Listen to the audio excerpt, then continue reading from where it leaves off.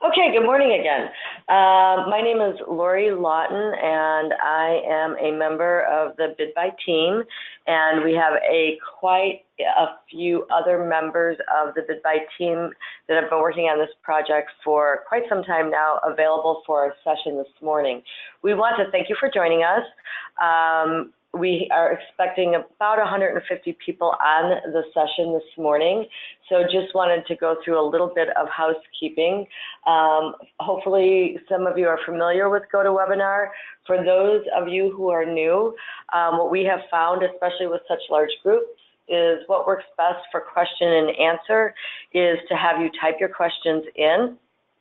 And as we go through the session, we will try and answer those as we go. Sometimes we wait to the end to clean up all of the questions, but we want to make sure we have a lot of information this morning. We want to make sure we get it all out to you.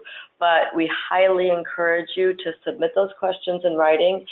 We find them very beneficial as we hear back from the vendor community in terms of, what is of interest to you and the kinds of information that we need to provide, so it allows us to be more focused in the training we provide when you give us questions. So do not hesitate to send a question in.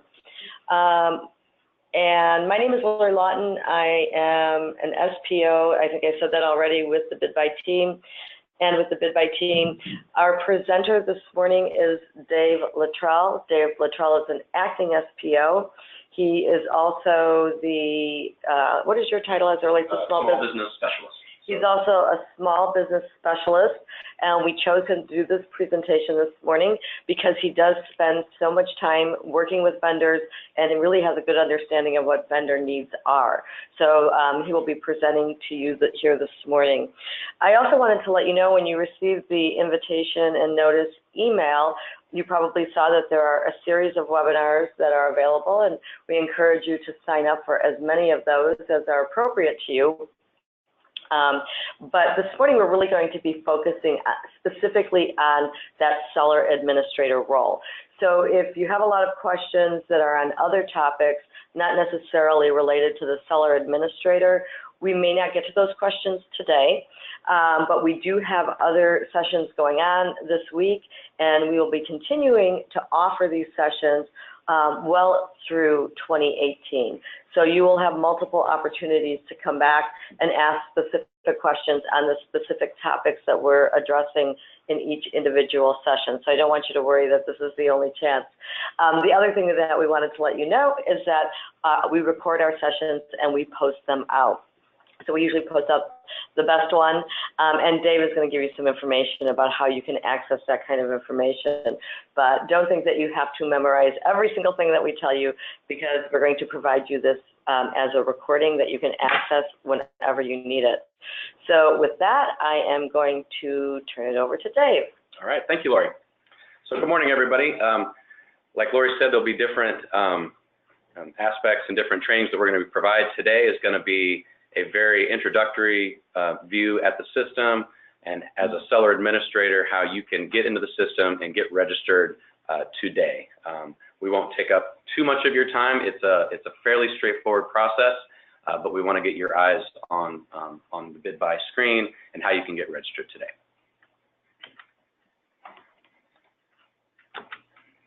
So today we're going to understand why the state of Illinois is implementing BidBuy. We're going to look at the BidBuy homepage and do some general navigation. We're going to understand some of the BidBuy terminology, some of the terminology that was used with the Illinois Procurement Bulletin that you guys are probably very familiar with. Some of our terminology is going to be changing, so we'll talk about that a little bit. We're going to talk about what your role as a seller administrator, what that role is. We have two different roles, seller and seller administrator, and we'll talk about the difference between those two. We're going to understand and use the BidBuy homepage. We'll actually create a seller administrator account. We'll go out and you'll be able to watch me walk through the process of registering for BidBuy as a seller administrator. We'll talk about how you can create accounts for your authorized staff. We'll select the NIGP codes for your vendor account. We'll show you how to be able to make updates to the account, and we'll show you where you can access some resources So you can always go back. Like Lori said, we record these. They do a great job here of posting all the information. There are videos, there are job aids, there's a lot of resources that we'll provide for you to make this a comfortable transition for you. So first of all, what is BidBuy? You've probably heard this word thrown around a while. Some of you may have gone out to the site and taken a look at it.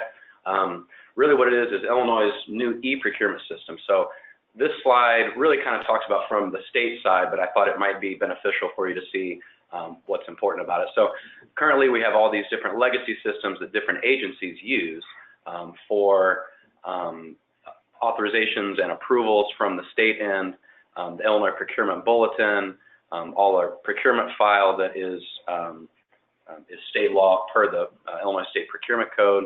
Like I said, all the approvals, all of that is going to be housed within BidBuy. So it's going to be much more efficient. I think it's going to be much more easy and helpful on everyone's end. So on your end, so why BidBuy? So it's going to simplify the whole bid quote process by allowing electronic submittals. In the past, there's just been a lot of paper, and now we are moving into the 21st century with electronic submittals. So it's going to reduce all the paper documentation and all the records. It's going to centralize all state procurement communications in one single location, rather than, like I said, all those different legacy systems that have been in use in the past. And it's going to allow you to easily review all your open bids, submit all your bids and quotes, and receive awards from one central location. It'll also allow you to review all your procurement history. So from here on out, you can go out to your page, you can see everything you've submitted, all your quotes, all your bids, and you can review that there. Oh, it looks like we have a question. Oh, it says my mic is muted. Oh, got it now. All right, well, that was easy. If all our questions are that easy today, this is going to be a piece of cake.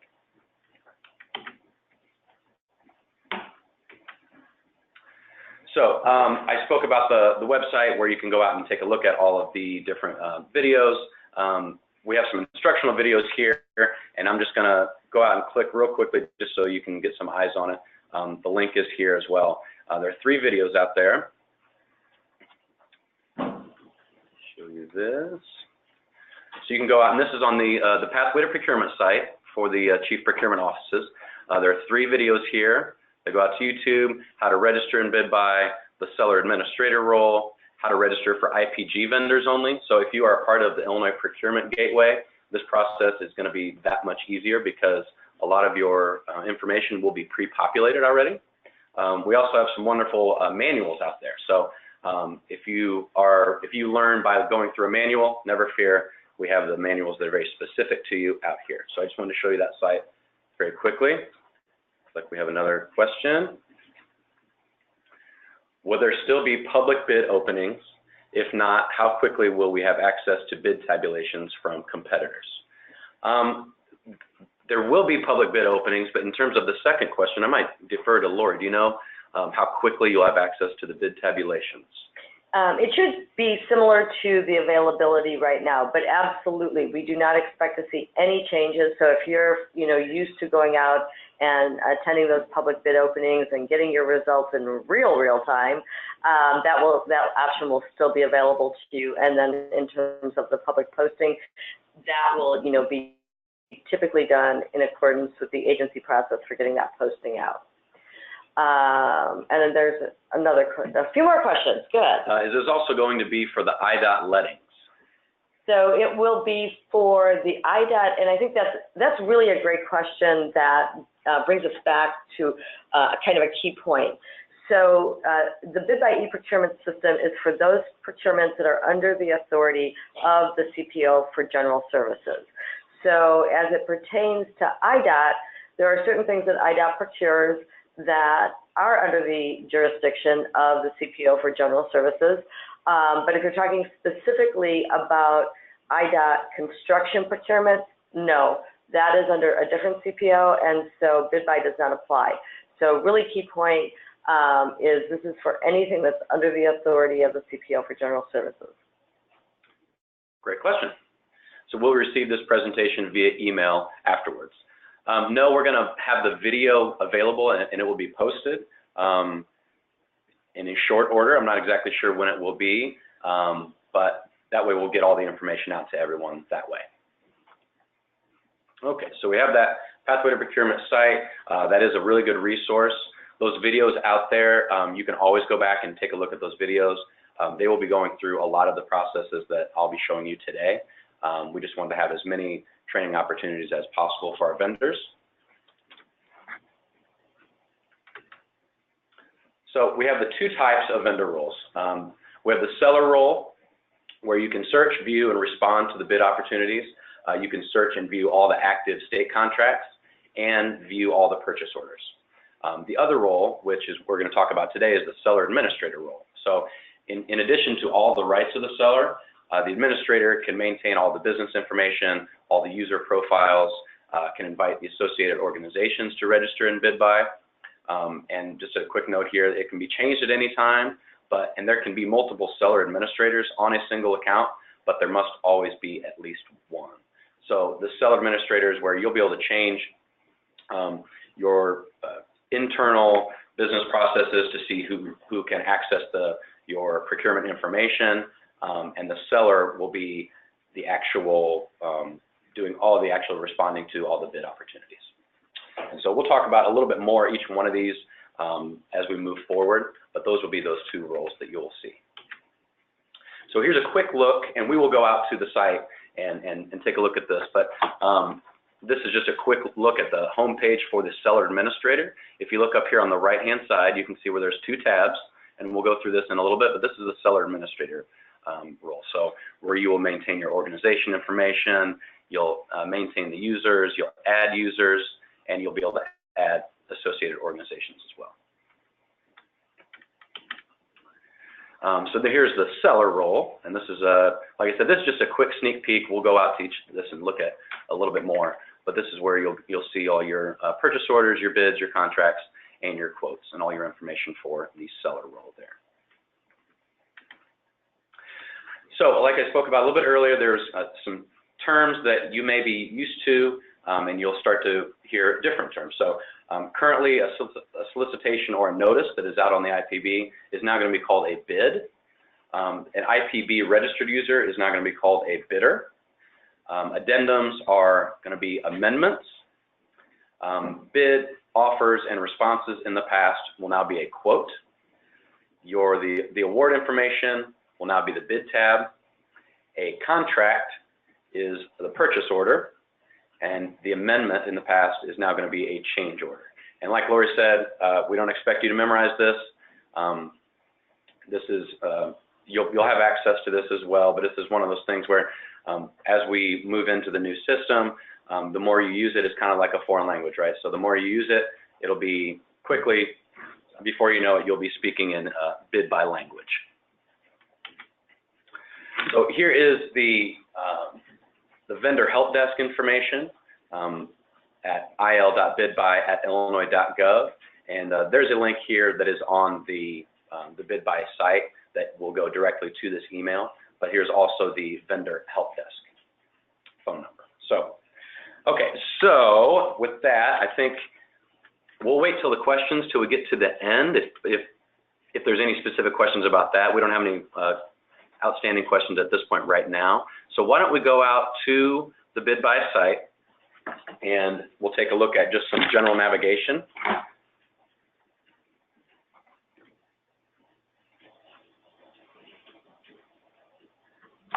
Okay, so I logged into my Dave's Guitar Shop. I had a little dummy account named here. So let's take a look at the seller administrator role. So everything that we'll be looking at will be from top to bottom, left to right.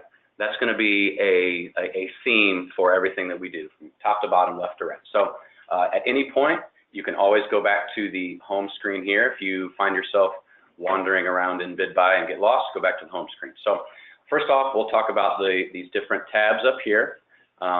If you're a seller administrator, like I said, you will also have rights to the seller here. So you have these different tabs that will go back and forth. If you are a seller, you will not see the seller administrator role up here. You'll just have the seller.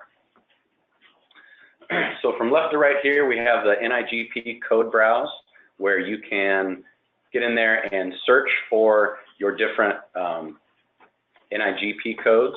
You can search by keyword. You can search by NIGP class. A lot of you are probably very familiar with this process, but this is all here as a searchable database here. You can also drill down to find your specific NIGP code as well. So as we move across to the right, your My Account is just going to have your information here.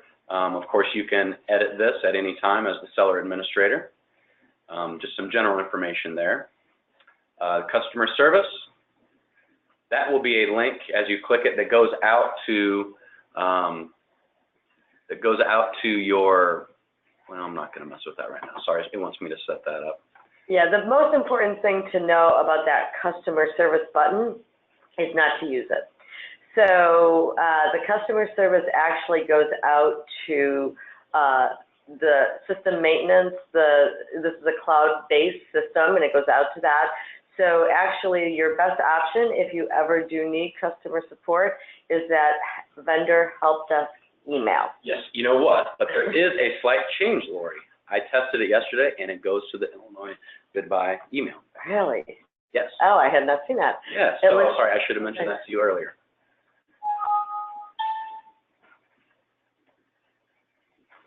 So yeah, sorry about that. I should have mentioned that. Yeah, that was a recent change. So that customer service, just to confirm, it does go out to the Illinois BidBuy vendor desk account. And then the about is just about which version of the BidBuy BuySpeed program that we're using. So let's talk about a little bit of the maintain organization information.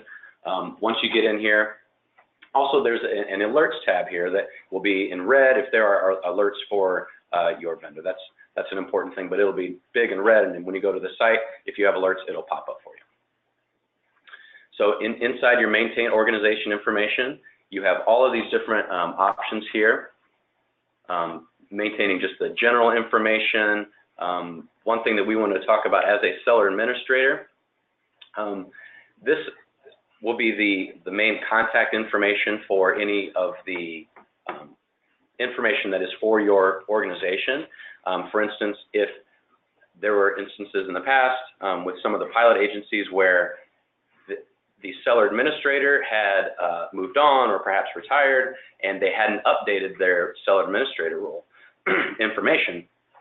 So purchase orders were going out and they were sitting in their email inbox. So that's one of the most important things that we can talk about today as a seller administrator, is to make sure that if you do have someone that is leaving your organization or retiring, please update that seller administrator contact information, as well as if you have it might be good if you have multiple people that have access to, say, a general business email, that might be a good idea to use here as well, right, Lori? Yes, absolutely.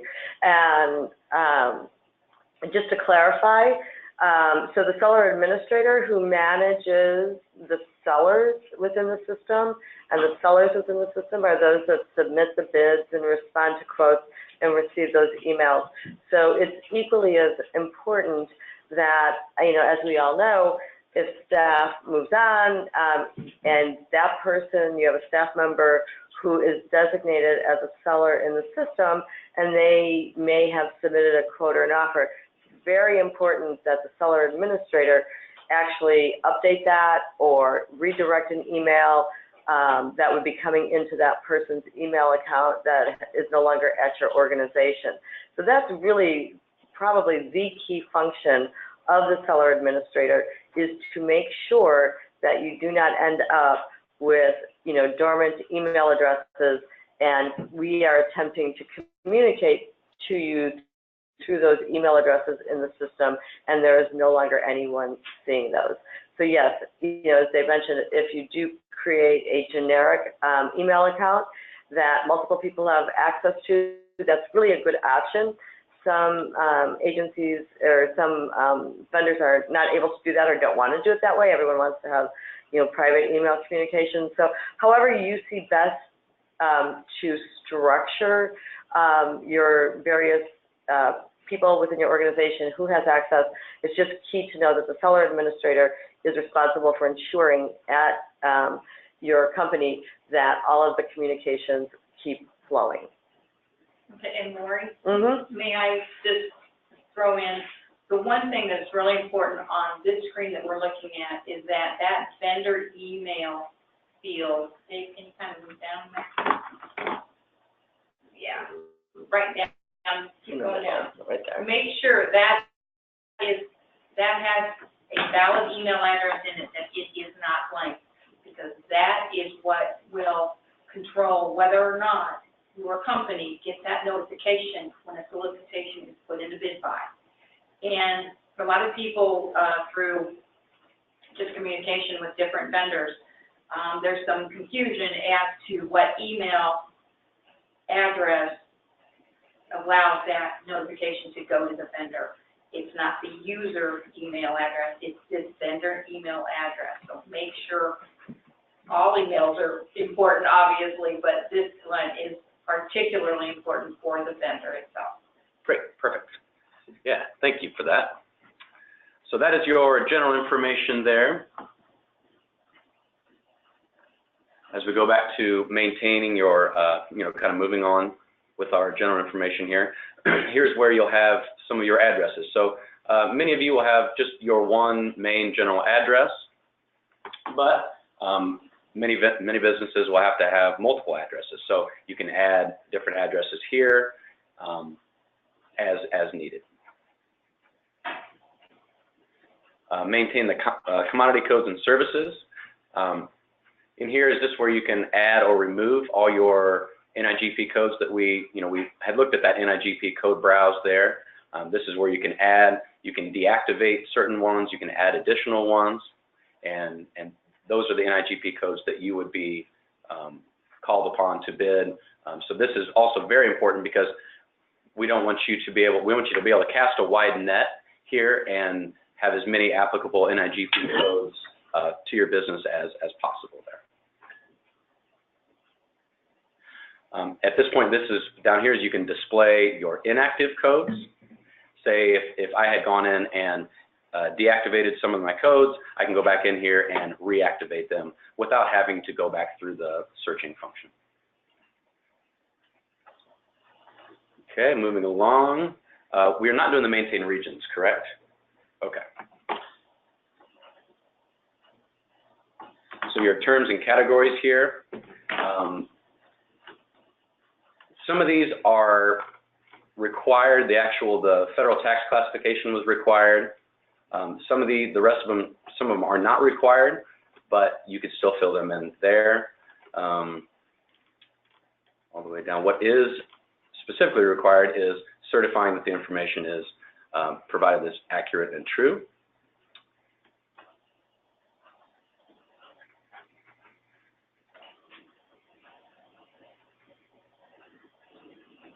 We were not utilizing the quote attachment repository, correct? I don't think we are, as well as the credit memo list. The BuySpeed is an off-the-shelf system that's been customized to the state, but so we're not going to be utilizing this. Yeah, the quote and attachment repository, we'll be going through that in greater detail when we look at the seller role and actually working within the system. It is a place that you can put some of your own attachments. So if, for example, you upload your financial disclosures and you save them out in your attachment repository and you've had no changes to that and you can use them in the future, that is an example of how you might want to use that quote and attachment repository. So that is right, but it is true with the credit memo list that we are not using that functionality. Okay. So that's the organizational information. Here's where you'll add users to your account. So we'll go into here. Now a lot of this will be pretty straightforward for you, but as you can declare the different roles here. Obviously you'll do the names, the login IDs, We've suggest just using your emails for your login IDs, but you can add your different sellers here as well.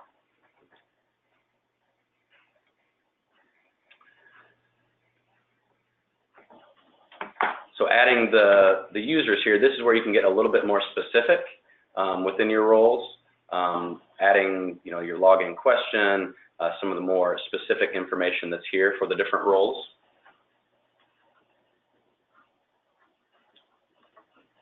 And here is where you can invite associated organizations to be a part of here. And it's an email format that will go out to an associated organization that you would like to invite to use the BidBuy system. Oh, looks like we have a question here. Can we have more than one vendor email? I think specifically, I mean, the answer is yes. You can. I'm not sure if we have a limit on how many we can add as like seller roles. So you can have multiple seller administrators. Each seller administrator can use their own separate email address, so you can have multiple email addresses that way. Also, when you create your individual seller accounts within your company, you will be inputting the email address for each of those individuals also.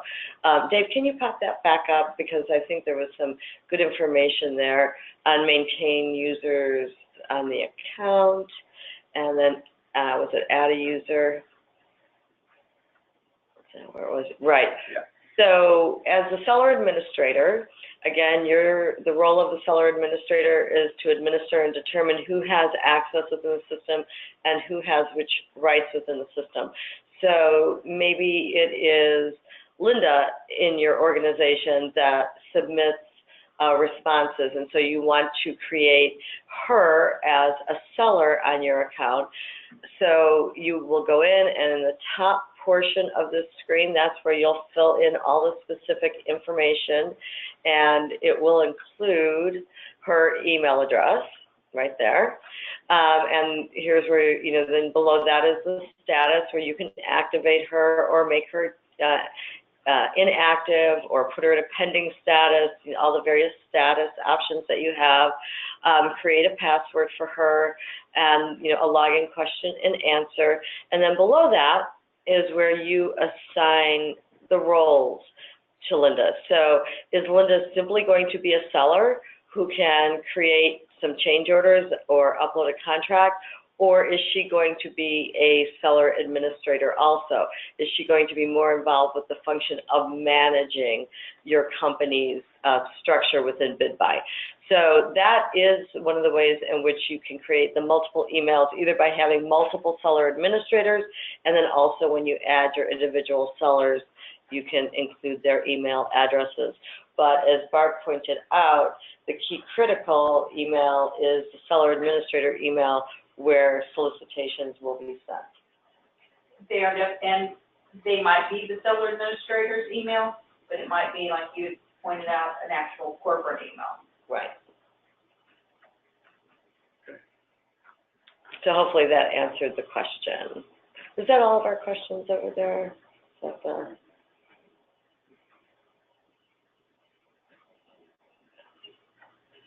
I think we're good. Good questions. There we go. And then, hold on while we check to make sure that we don't have any other questions.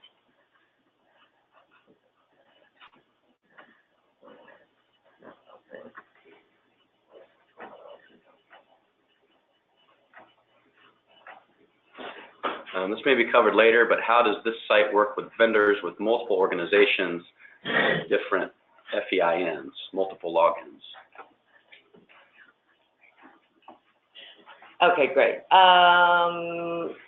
So with multiple organizations and different FEINs and multiple logins. So let's take multiple logins first. You can have multiple logins by creating multiple seller administrators or creating multiple sellers. And in terms of organizations with different FEINs, I believe, and I will double check, but you will want to set up a different vendor account for each of your companies that have a different FEIN. Yeah, I believe so. So if you try to log in or try to add a different FEIN, it brings up an error saying, hey, we already have an FEIN that's there.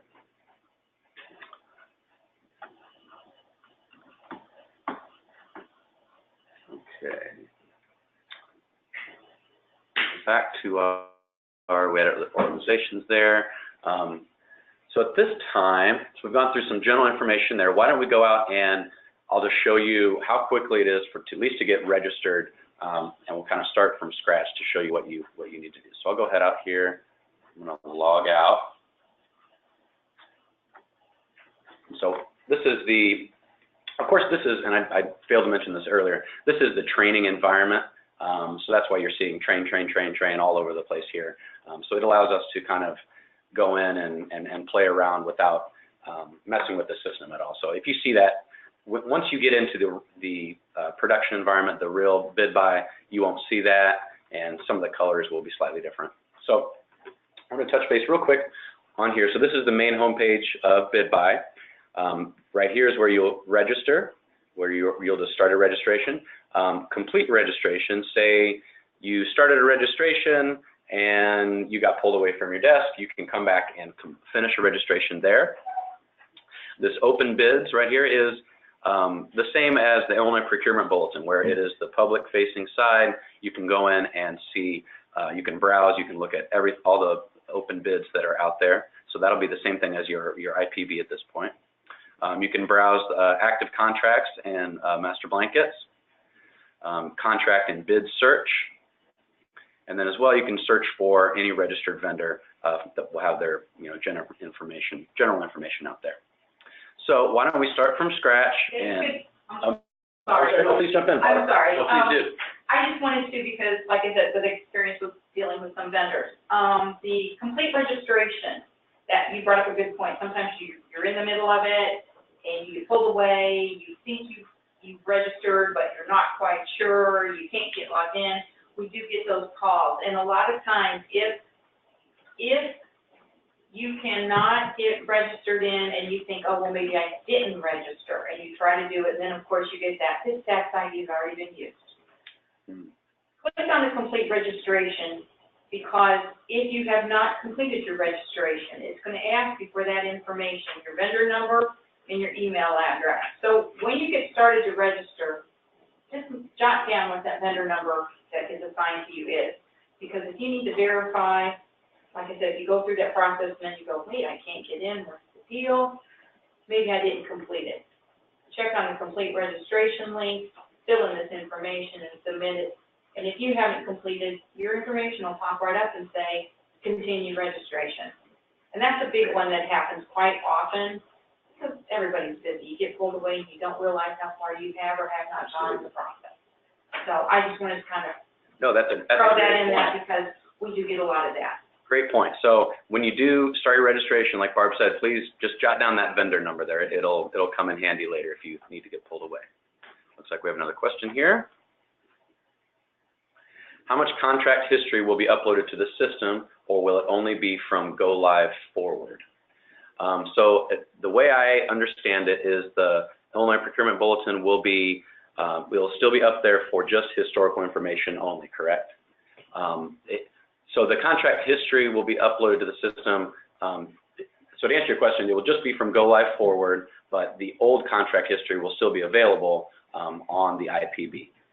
Yeah, so let me expand on that. I think you're absolutely right, Dave, and that's a really good clarification. One thing to know, though, is that if you do currently have a master contract with the state that will have ongoing releases coming to your company, that master contract is either loaded into the system or in the process of being loaded into the system.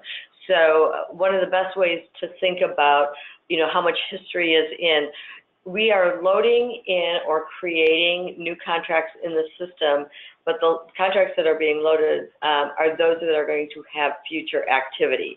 So if you had a contract from 6 months ago, it was a one-time, contract with the state, you've delivered on that contract, and that contract activity is complete, that will not be loaded into the system. What is being put into the system is anything that will have future activity. Great. Thanks for expanding on that too. When does BidBuy go active? So it is I'm not sure if Lori, you want to expand on this, but we have several agencies that are pilot go-live agencies that have already been in the system. We are going to be rolling out agencies in a couple different phases. So January 1, there will be another 18 agencies. Is that correct? Right. So January 1, as well as the next phase is in March. The goal and the plan has always been by July 1st of 2018, every single agency is doing all of their procurement functionality within BidBuy. Absolutely. And what's important to know as a seller administrator is now truly is the time for you to make sure that you have gone in, you've created your registrations, you've established the various accounts and authorizations within the system for those of your staff that you want to have access to the system, that everyone has an opportunity to get in and work through the system, because we are actively, as Dave explained, rolling out the system. We're very active in our release off master phase, as Dave said, bringing in more agencies on January 1st for all kinds of procurements, everything from the small purchase through an IFB, through an RFP, sole sources, emergencies. We're going to start expanding into that for many agencies on January 1st, and then moving towards March. We will also then be bringing on those additional agencies. So the most important thing for a seller administrator to know is now is the time. Exactly. All right, so why don't we go in and I'll show you how easy it is to register for BidBuy. We'll click on register. You're going to need to put in some information here.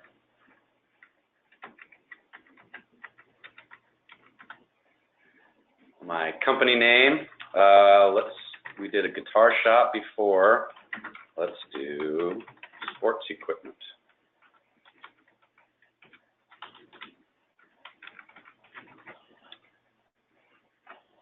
Our country, email address,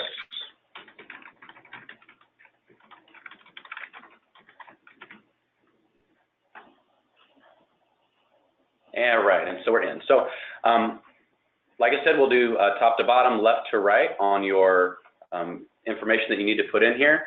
I'll make a note here. All the required information has asterisks here. You can add more information, or if you were wanting to, you could go as quickly as you wanted to in terms of getting all the required information. But don't worry, if you try to move along without putting in something required, it will stop you. So just go country, we'll go through the city, zip, company phone, your company email here, the tax ID number, state of incorporation. You can see that that is not actually required. Some of the emergency and contact information down here is not specifically required. State, I forgot that one. And we will save and continue. So now it's going to move along to the right. We'll fill out the information for our user here, first name, last name. And I did want to make a note, I mentioned it earlier. If you're already in the IPG, the Illinois Procurement Gateway, as soon as you put in that FEIN number, a lot of this information is already going to be pre-populated. So for you IPG users out there, this process will be even that much easier.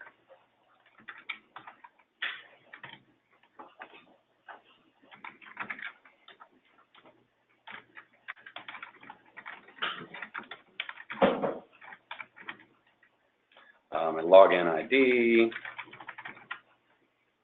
I'll do my new password.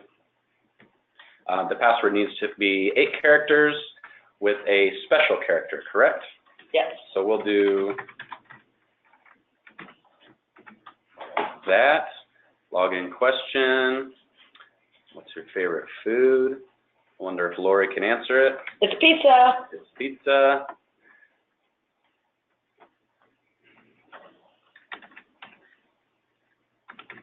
Oh, what?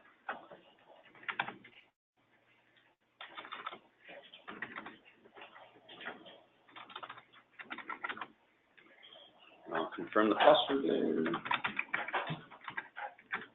And as Barb said earlier, you know, just as important as it is to make sure that the email addresses are correct, the same thing is true of the phone number.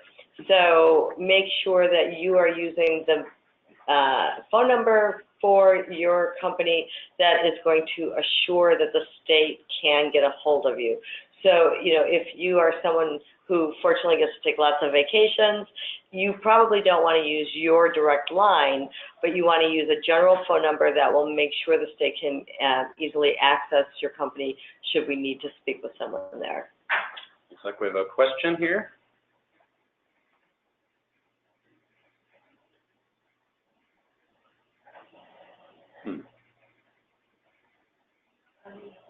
I get this error message when I try to register.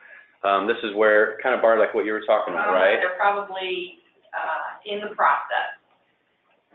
So would they have to contact the help desk for that? Yeah, contact the help desk, and then what we will basically do is we'll validate if we see them in the file in our system, and then we will provide them the information they need to go ahead and just complete it. Usually we will direct them to complete registration. Okay, great. If they have other issues, they will. Okay, thanks, Barb. So moving along, as you add the address here, like I said, you can add different addresses here as well, or if this is the address that you have, continue, move along. The terms, I wanted to just make a note here that whatever the actual contract and purchase order says will trump whatever is on this.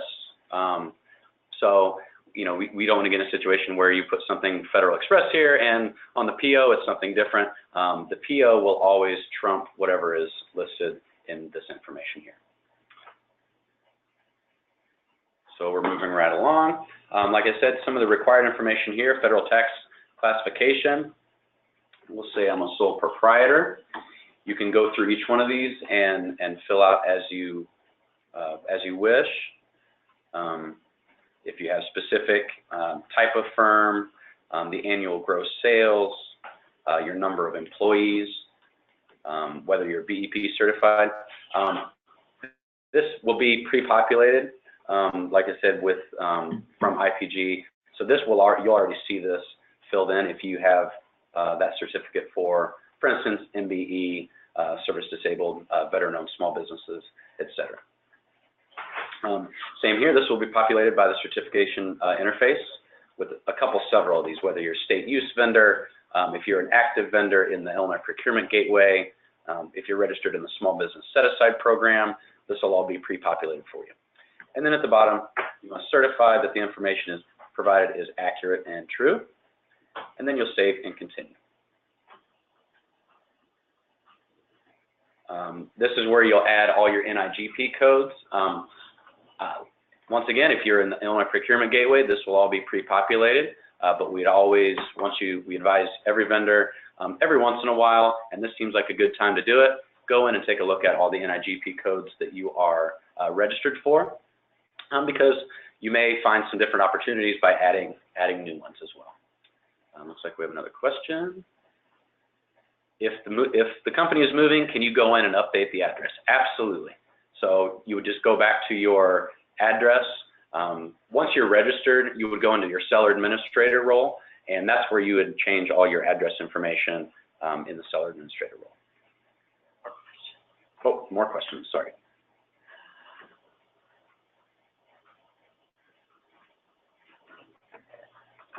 There you go. My boss has a login, but he wants me to get on board as well. So once again, that's where that seller administrator role would come in handy, because you would, the seller administrator would go in and add you as a user, as a seller, or as a seller administrator, depending on what your business chooses to have your role be. And you could go back and look at that seller administrator role and add users that we showed just a little bit ago. So once you can search by keyword, or you can go by the very broad and drill down and get more specific for your specific NIGP code. Like I said before, add multiple ones, anything that you think would be applicable. Since I did some sporting equipment, I'm going to go ahead and add sporting goods. And we'll add some specific ones. And you can get a specific, it's the 5 codes. So the first 3 letters, for those that you aren't familiar with the NIGP code, is the broader commodity code, and then you drill down and get more specific. So let's say I'm really into archery equipment. So we add that. We can add more by clicking through here. You can save and add more. So for instance,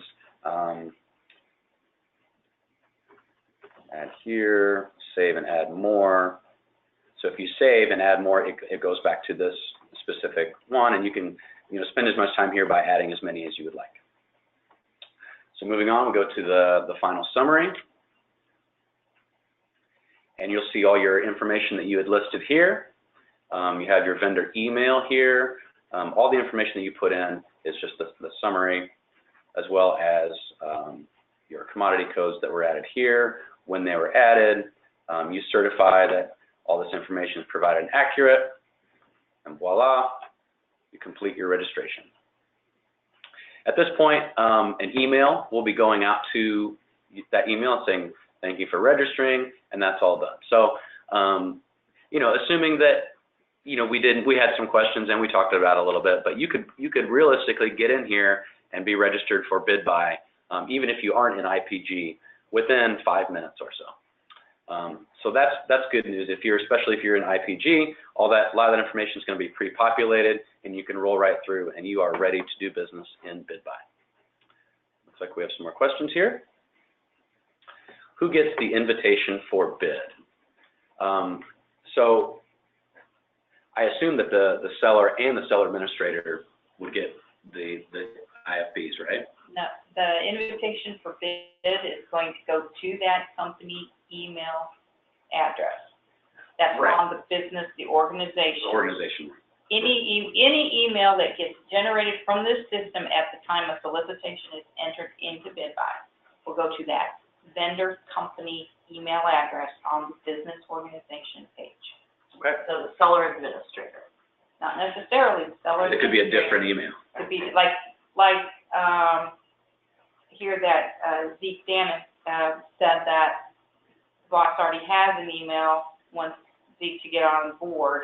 So then Zeke will become a system administrator as well, because there has to be one to begin with. Okay, so it is, when the seller administrator goes in and creates the account, it is the address that they list on that main page. That's right. And it could be the seller administrator's email, but it won't necessarily be. Okay. Okay, so like I said, that process right there is a little easier. I know I threw a decent amount of information at you guys today, so I'm sure there will be questions. And we'll have multiple training opportunities later on this afternoon at 1 o'clock. There will be going through some of this information, but it'll be specifically geared towards the seller role. So we'll talk about specifically the tabs that are involved with the seller role, how you're communicated with the bids and the quotes and purchase orders, and we'll talk a little bit more about that about 1 o'clock. On Thursday, we're going to provide the same 2 presentations, but we're going to flip the times to make them might work out better for some people. So the morning session will be the seller role, the afternoon session will be the seller administrator role, and then the plan is we will have multiple trainings as we dive deeper into the system just after the holidays.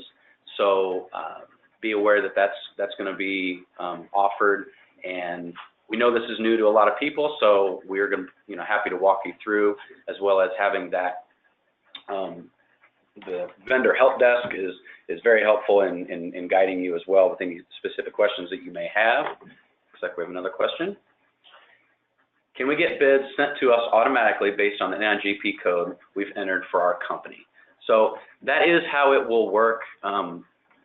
That's why when you choose the NIGP codes that you choose, you will get specific solicitations for those specific NIGP codes. But as Barb mentioned, that email and that communication will be going to that email that is listed for the account. So we can't reiterate that enough. I need to register for the 1 p.m. session. Can I do that through the BidBuy site? No, we don't have that through the BidBuy site. If you go to The email that they received for this one. Oh, okay, so all that information is on that same email. So Laura said you received an email for this session. The information for the next one is on that email. So please, and if you would like to share that information with anyone else in your organization or business, please do. The more the merrier. Also, when is the second lesson on Thursday? So it'll be at 1 o'clock on Thursday. So just to be clear, this same presentation will be given on Thursday at 1 o'clock. The session that is this afternoon at 1 o'clock concerning the seller role will also be at 1 o'clock today and at 9 a.m. on Thursday, because we know some people have different business obligations during different times of the day. I also want to point out, this is Samantha Kelton, and the link to the pathway to procurement that you received also has that information listed for the training, and we'll have all of our information for the training. If you go back to the pathway to procurement main page and click on events, it will show you the events that are upcoming for all of the vendor training that is available, the one that says events. There you go. It's not giving me a link. There it goes. There you go. So all of the upcoming training will also be listed on here, not only the training that we have scheduled this week, but the future training for sessions 3 through 6 will also be available on the site for you. Thank you, Samantha. So yeah, you can click right on here and get registered. And please share that information with anyone in your organization. And we'll leave the line open for some more questions.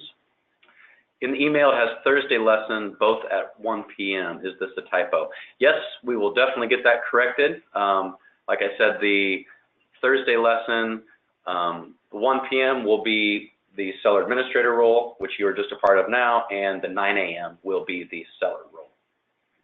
Thank you for letting us know about that. And we'll leave it open for a few minutes if there are any questions. And thanks for spending your time with me today, and we'll talk soon.